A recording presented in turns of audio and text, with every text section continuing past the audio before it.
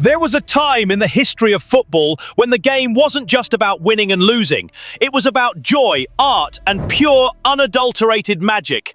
That moment had a name: Ronaldinho. He could hold the ball on his back, play passes without even looking. He could dribble with his eyes closed and make every defender look like a fool. All of it with a smile on his face.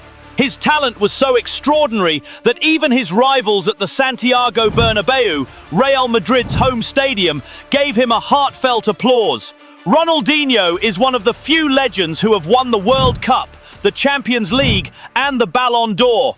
But his story isn't just one of titles and fame. It's the story of a rise that was so fast it was blinding, and a downfall that happened so quietly that almost no one talks about it. This is the story of how Ronaldinho became the best player in the world and the most entertaining footballer in the history of the sport. In 2003, FC Barcelona was in great trouble.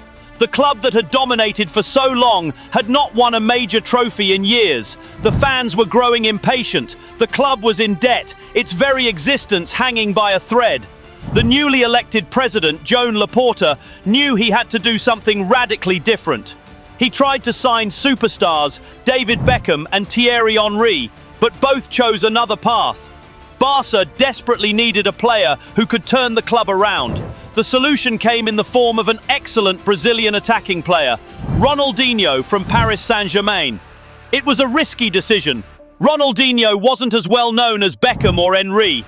Real Madrid and their president Florentino Perez weren't interested because they considered him not marketable.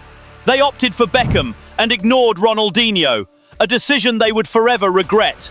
Barcelona signed the then 23-year-old Ronaldinho for €30 million, a huge sum for a financially struggling club, but it would turn out to be one of the best investments in football history.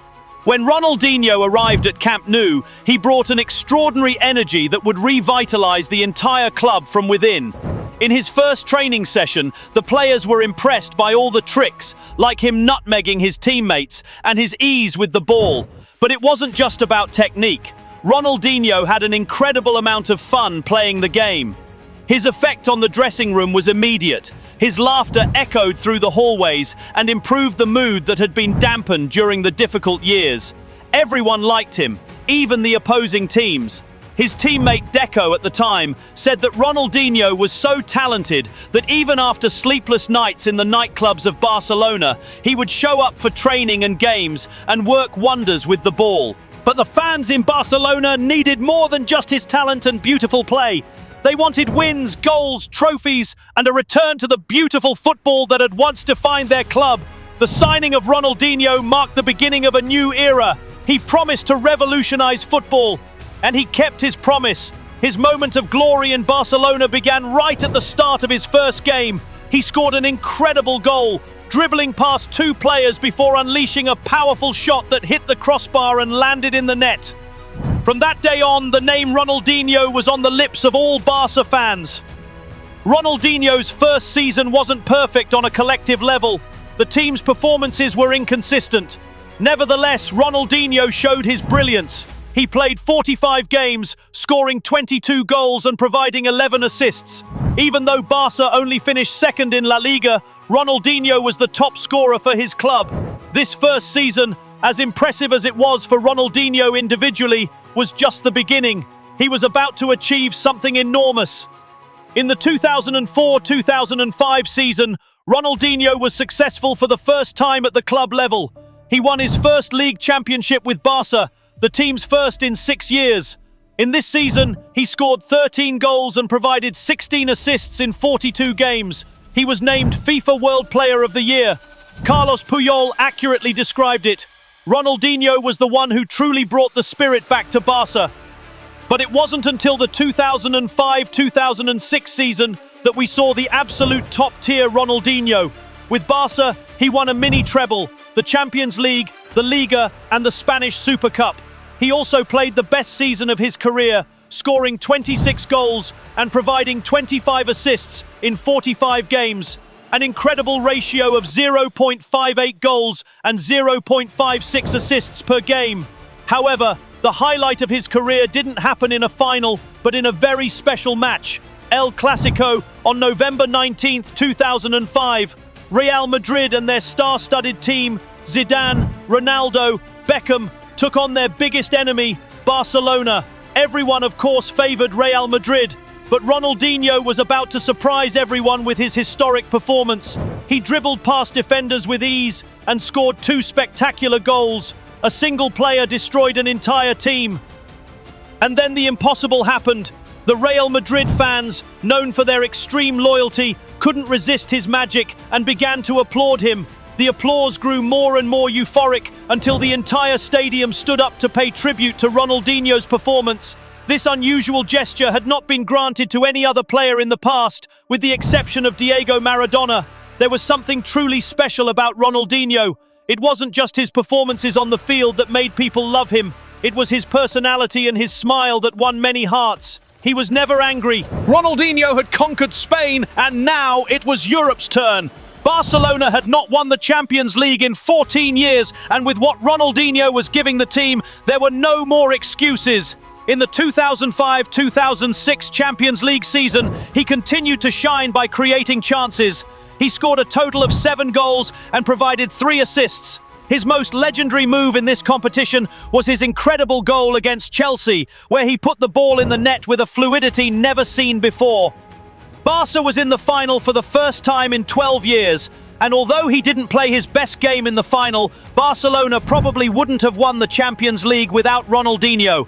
He was the one who drove the team forward with his magic, his goals and assists, and his spectacular dribbles. He brought a confidence and a joy of playing that was palpable throughout the entire team. Frank Lampard of Chelsea paid him a great tribute. I had never seen a player like him. Watching him play was like, wow, this player is from a completely different planet than all of us. However, the 2006 World Cup marked a major turning point for Ronaldinho. After a disappointing World Cup, a completely different player returned to Barcelona. He seemed sluggish and in poor physical condition. His decline in performance began to show gradually. The fans who had once adored him now doubted his commitment. The 2006-2007 season was the last time we saw Ronaldinho in good form. He was still a very good player, but he was no longer what he had been in the past. His technical tricks, which used to look so simple, now seemed more difficult for him. Defenders who had previously been afraid to even stand in front of him now began to stop him. He was getting injured frequently, and most people blamed his lack of training and his lifestyle for his poor form. The news of his nightly outings spread quickly in the media and became increasingly worrying. Stories circulated that he would arrive late for training, sometimes still wearing the clothes from the night before. The problem became so bad that he once went to training completely drunk, as his teammate Alexander Kleb reported. He would regularly show up for training either drunk or with a hangover. His performances declined, and everyone noticed his poor stamina during games. This happened at a time when another star was emerging at Barca, the young Leo Messi. Ronaldinho took care of the shy young boy, showed him the way, and taught him how to handle the pressure. Barcelona didn't want Ronaldinho's bad behavior to influence Messi. At the same time, they knew that Ronaldinho had great commercial value. They had to weigh his market value against his influence on the team's morale and results. With the arrival of coach Pep Guardiola in 2008, Ronaldinho's career at Barca ended. Guardiola placed great importance on discipline and stability in the team and believed that Ronaldinho's influence was doing more harm than good.